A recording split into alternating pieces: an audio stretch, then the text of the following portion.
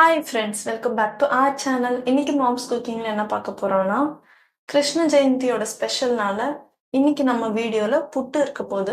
வாங்க வீடியோக்குள்ளே போகலாம்.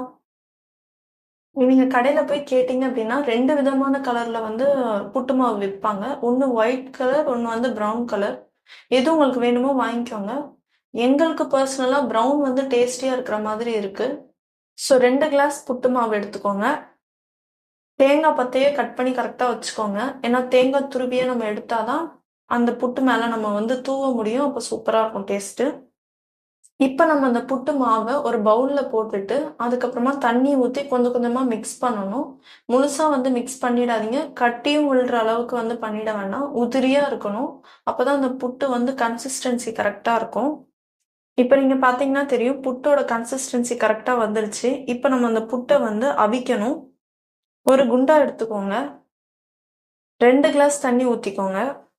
2 கிளாஸ் தண்ணி ஊற்றின அப்புறமா அது மேலே நீங்கள் வந்து ஒரு கிளாத் கட்டணும். மேக்ஸிமம் ஒயிட் கிளாத் இருந்தால் கட்டுங்க. சப்போஸ் இல்லை அப்படின்னா ஏதாவது கர்ச்சீஃப் மாதிரி கொஞ்சம் லென்த்தாக இருந்தது அப்படின்னா அதை எடுத்து கட்டிக்கோங்க. நீங்கள் கட்டிட்டு டேரெக்டாக புட்டை போட்டிங்கன்னா உள்ளே விழுந்துடும். ஸோ உள்ளே விழாமல் இருக்கிறதுக்காக ஒரு த்ரெட்டை போட்டு லைட்டாக கட்டுவாங்க. இந்த வீடியோ உங்களுக்கு பிடிச்சிருந்தா மறக்காமல் லைக், ஷேர் அண்ட் சப்ஸ்கிரைப் பண்ணுங்கள். இப்போ நம்ம உதிரியாக ஆக்கின அந்த புட்டை வந்து இதில் போட்டுக்கணும். அந்த கிளாத்தோட வெயிட்டுக்கு ஏற்ற அளவுக்கு மட்டும் புட்டை போடுங்க. அதுக்கப்புறம் நம்ம வந்து மேலே ஒரு லிட் மாதிரி வச்சு க்ளோஸ் பண்ணிடுவோம். அந்த கேப்பில் தேங்காய் பத்தை எடுத்து வச்சதை வந்து அரைச்சி வச்சுக்கோங்க. இந்த மாதிரி நல்லா உதிரியாக இருக்கணும் அந்த தேங்காயும்.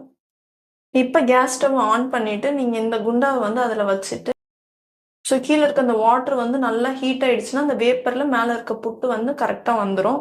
இப்போ வந்துருச்சு. நம்ம வேற ஒரு பவுலில் மாற்றிட்டு எப்படி இருக்குன்னு பார்க்கலாம். இப்போ பார்த்தீங்கன்னா தெரியும், கரெக்டாக வந்துருச்சு அந்த பதம். இப்போ வந்து நம்ம அந்த தேங்காய் துருவியும் சர்க்கரையும் எவ்வளோ தேவையோ அதை போட்டுக்கலாம். சில பேர் ப்ரௌன் சுகர் போடுவாங்க, போட்டுக்கோங்க. இல்லை ஒயிட் சுகர் போடுறதுனா போட்டுக்கோங்க.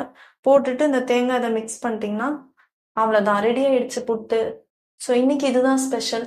நெக்ஸ்ட் வீடியோவில் பார்க்கலாம்.